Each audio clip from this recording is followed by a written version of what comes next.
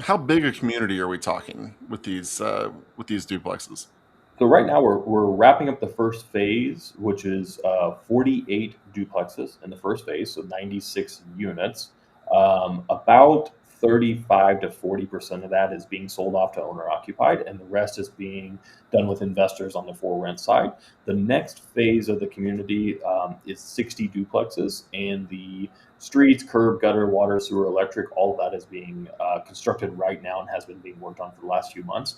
And so those lots are set to be done or early summer and for another round of buildings to start later summer for late this year, early next year type deliveries. And so that'll be another 120 units. And again, that same split of part going to owner occupied, to owner occupants and homeowners and buying those, and then part going to investors.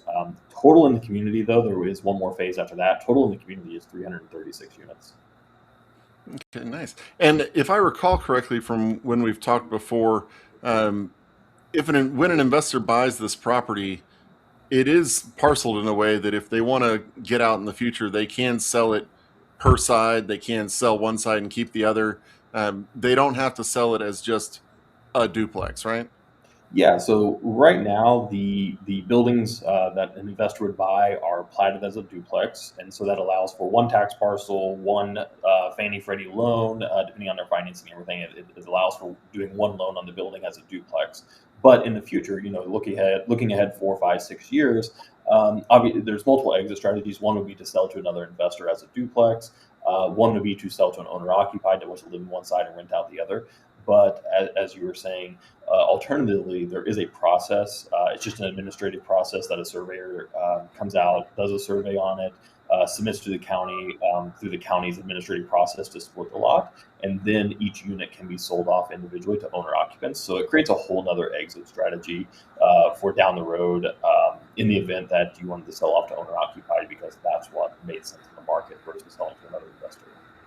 Okay. And Shannon, what kind of rent timelines are we talking about? Like he's talking about bringing on quite a bit of inventory. Whenever y'all were first placing tenants in these duplexes, was it a reasonable amount of time to place a tenant, or kind of what with the rents that we're looking at now?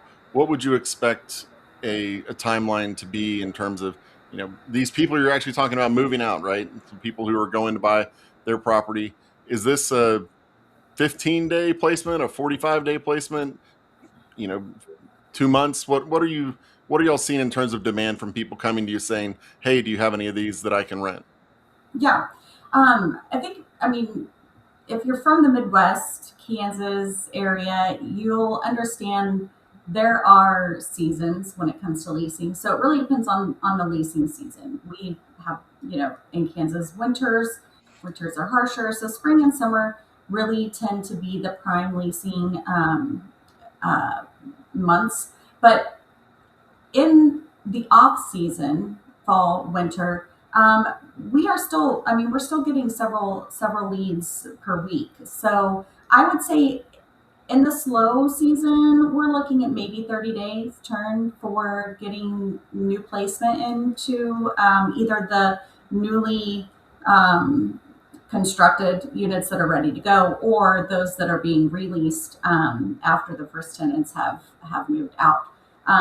But prime leasing season, I mean, we will have sometimes those things pre-leased, uh, ready to rock and roll as soon as we get that unit turned. So it's really just, I mean, it's surprisingly interesting how excited the folks out there are about this product. They are looking forward to it, and then these amenities are just going to make it even that much more, you know, that much more insightful for those people. So I think that the summer is going to be good, especially with those amenities.